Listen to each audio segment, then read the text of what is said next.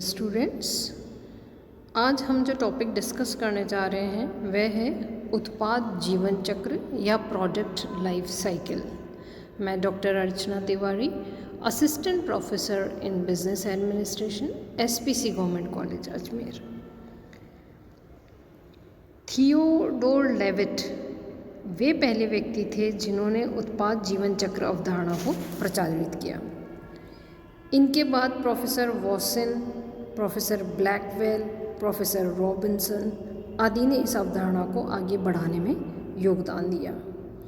अब product life cycle होता क्या है वास्तव में?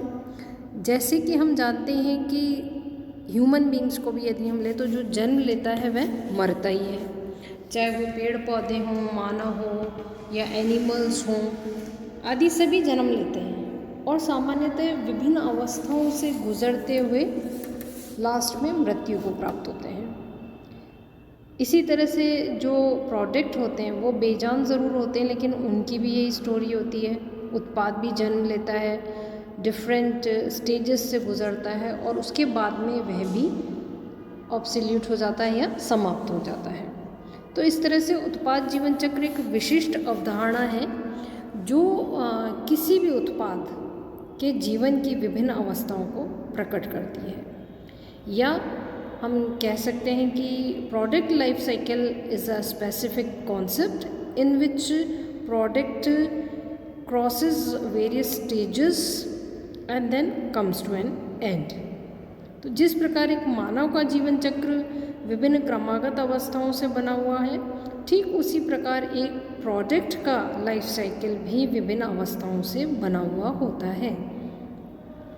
जिस तरह से एक ह्यूमन बीइंग का में बच्चे का जन्म होता है, उसके बाद में उसकी बाल्यावस्था आती है, यंग एज आती है, युवावस्था आती है, देन उसकी मैच्योरिटी लेवल होती है और उसके बाद में उसकी ओल्ड एज आती है, धीरे धीरे वह ख़त्म हो जाता है। उसी प्रकार एक उत्पाद की भी यही अवस्थाएं आ सकती हैं। तो यदि हम मीनिंग देखें उत्पाद जीवन चक्र का, तो डिफरेंट ऑथर्स ने इनकी डेफिनेशंस दी हैं। सबसे पहली डेफिनेशन हम लेते हैं फिलिप कोटलर की। उनके अनुसार उत्पाद जीवन चक्र किसी उत्पाद के विक्रय इतिहास की विभिन्न अवस्थाओं को पहचानने का प्रयास है।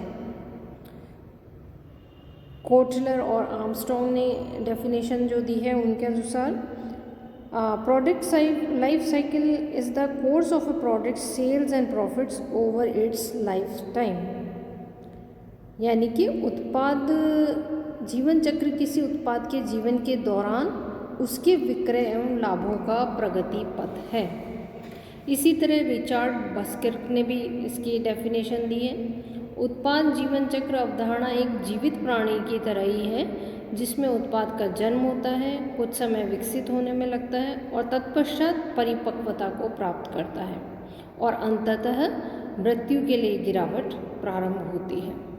तो यदि हम निष्कर्ष के रूप में देखें तो उत्पाद जीवन चक्र किसी उत्पाद के जीवन की उन अवस्थाओं का क्रमागत अनुक्रम है जिन्हें कोई उत्पाद अपने जीवन काल के दौरान पूरा करता है। तो विभिन्न अवस्थाएं इसकी हो सकती हैं: प्रस्तुतिकरण अवस्था, बाजार विकास अवस्था, परिपक्वता अवस्था, संतुष्टि अवस्था और पतन अवस्था आदि प्रमुख हैं। लेकिन कई बार ऐसा होता है कि जैसे जीवन चक्र, मानवीय जीवन चक्र को हम देखते हैं, उसी तरह से उत्पाद जीवन चक्र भी अचानक ही किसी भी अवस्था में समाप्त हो सकता है। तो इस तरह से the product life cycle is a series of different activities or the stages of a product which is related with the whole life of the product, and various stages are covered by the product. अब जीवन चक्र की हम कुछ assumptions, विशेषताएं या मान्यताएं देख सकते हैं। इसमें पहला हम लेते हैं कि प्रत्येक उत्पाद का जीवन चक्र ठीक उसी तरह से चलता है जिस प्रकार किसी जीवित प्राणी का जीवन चक्र चलता है। दूसरी विशेषता इसकी है कि विभिन्न क्रमागत अवस्थाएं होती हैं। प्रत्येक उत्पाद का जीवन चक्र सामान्यतः अलग अलग स्टेजेस से बढ़ती जाती हैं। जैसे कि मैंने अभी आपको बताया, अलग अलग स्टेजेस हो सकती हैं। थर्ड, हम इसकी विशेषता लेते हैं कि प्रत्येक उत्पाद के जीवन चक्र की कुछ प्रमुख अवस्थाएं होती हैं, जैसे कि the birth of the product, उत्पाद का जन्म, प्रेजेंटेशन, प्रस्तुतिकरण, बाजार विकास, मार्केट डेवलपमेंट, परिपक्वता या मेच्योरिटी, संतृप्ति यानी कि सैचुरेशन, और डिक्लाइन यानी कि पतन।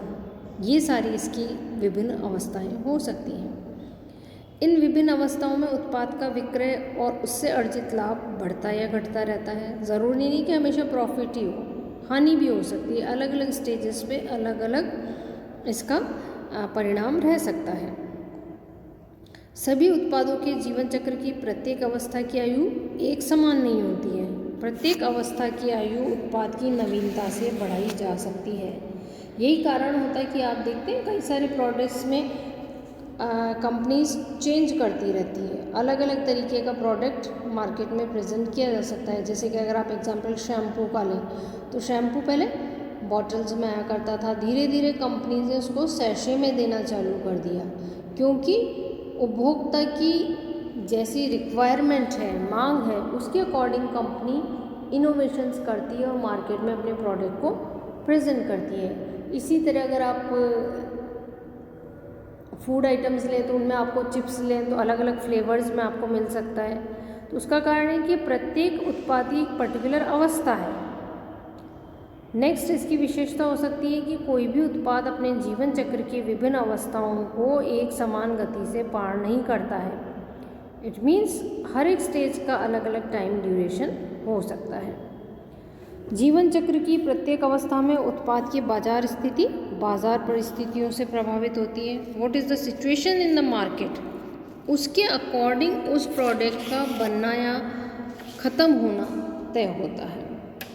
इसी तरह उत्पाद का जीवन चक्र जीवित प्राणी की तुलना में प्रायः सीमित होता है, यानी कि लिमिटेड होता है।